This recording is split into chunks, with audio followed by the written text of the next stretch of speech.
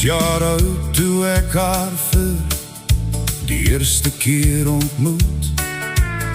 Sy was gereeld in ons huis en ek was nie bang. Kinders is nie bang vir mooi tannies wat met hulle praat en mooi groet. Sy het gesê sy sal my nie vang.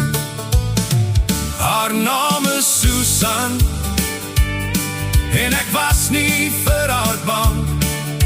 Sy kon my vir dae deur mekaar praat in die kamer tot die gang.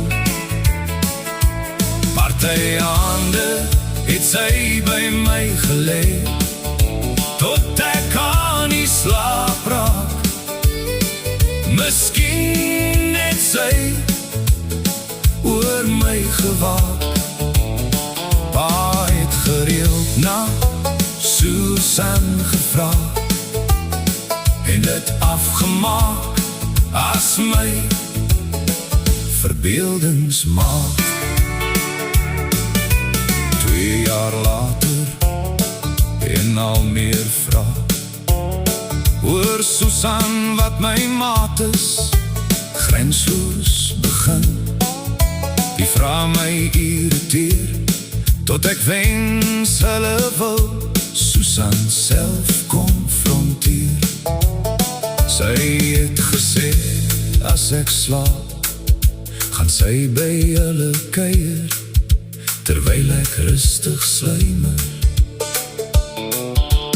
Almal was in skok, maar ek het nie oor Susan gejok. Susan het gesê hulle is bang as ons praat, dat ek iets weet wat hulle nie weet. Hulle is bang sy doen my leed. Susan sê sy is nie net in my verbeelding en sy moet gaan, want daar kom 'n skrifgeleerde.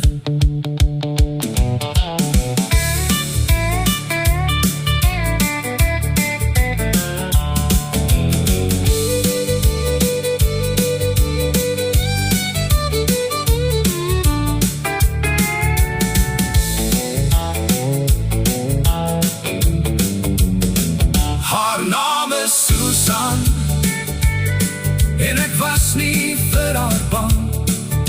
Sy kon my vir dae deur mekaar praat in die kamer tot die gang. Party aande het sy by my gelê tot ek aan die slaap raak.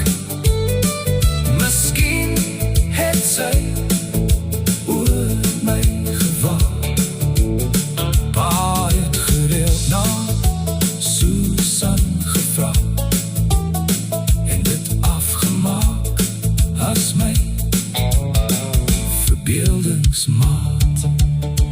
Na dominee se besoek het ek na Susan geroep. Ek wou weet wat sy nou gaan doen. Susan, ons besoeker, is weg sonder om te groet.